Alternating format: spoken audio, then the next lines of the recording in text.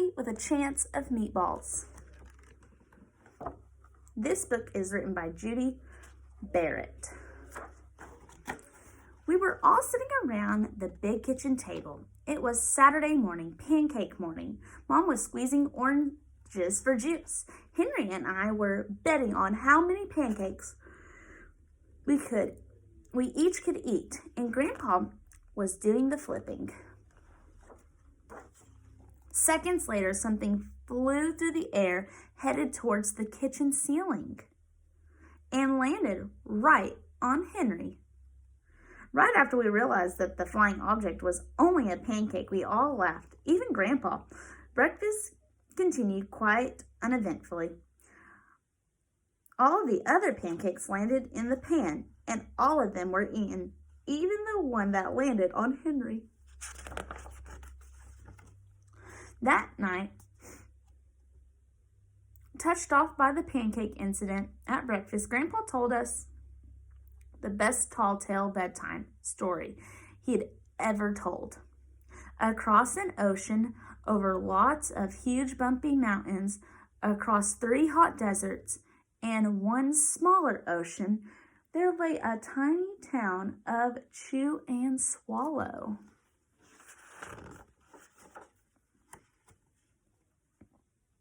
In most ways, it is very much like any other tiny town. It had a main street lined with stores, houses with trees, and gardens around them, a schoolhouse, about 300 people, and some assorted cats and dogs. But there were no food stores in the town of Chew and Swallow. They didn't need any. The sky supplied all the food they could possibly want. The only thing that was really different about Chew and Swallow was its weather. It came 3 times a day, at breakfast, lunch, and dinner. Everything that everyone ate came from the sky. Whatever the weather served was what they ate, but it never rained rain, it never snowed, and it never just blew the wind. It rained things like soup and juice. It snowed mashed potatoes and green peas, and sometimes the wind blew in a storm of hamburgers. The people could watch the weather report on television in the morning, and they would even hear a prediction for the next day's food. When the townspeople went outside, they carried their plates, cups, glasses, forks, spoons, knives, and napkins with them. That way they would always be prepared for any kind of weather. If there were leftovers, and there usually were, the people took them home and put them in the refrigerator in case they got hungry between meals. The menu varied. By the time they woke up in the morning, breakfast was coming down. After a brief shower of orange juice, low clouds of sunny side-up eggs moved in, followed by pieces of toast, butter and jelly sprinkled down for the toast, and most of the time it rained milk afterwards. For lunch one day, frankfurts, already in their rolls, blew in from the northwest at about 5 miles an hour. There were mustard clouds nearby. Then the wind shifted to the east and brought in baked beans. A drizzle of soda finished off the meal. Dinner one night consisted of lamb chops becoming heavy at times, with an occasional ketchup. Periods of peas and baked potatoes were followed by a gradual clearing with a wonderful jello setting in the west. The sanitation department of Chew and Swallow had a rather unusual job for a sanitation department. It had to remove the food that fell on the houses and sidewalks and lawns.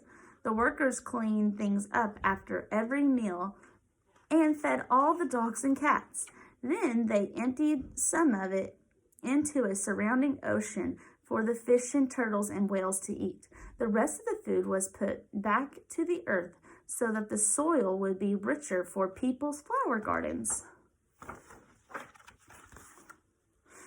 Life for the townspeople was delicious until the weather took a turn for the worse. One day there was nothing but gorgonzola cheese all day long. The next day there was only broccoli, all overcooked.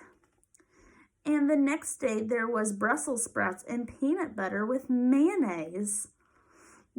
Another day there was pea soup fog. No one could see where they were going, and they could barely find the rest of the meals that got stuck in the fog. The food was getting larger and larger, and so were their portions. The people were getting frightened. Violent storms blew up frequently. Awful things were happening. One Tuesday, there was a hurricane of bread and rolls all day long, and into the night. There were soft rolls and hard rolls, some with seeds, some without. There was white bread and rye and whole wheat toast. Most of it was larger than they had ever seen bread and rolls before. It was a terrible day. Everyone had to stay indoors. Roofs were damaged, and the sanitation department was beside itself. The mess took the workers 4 days to clean up, and the sea was full of floating rolls.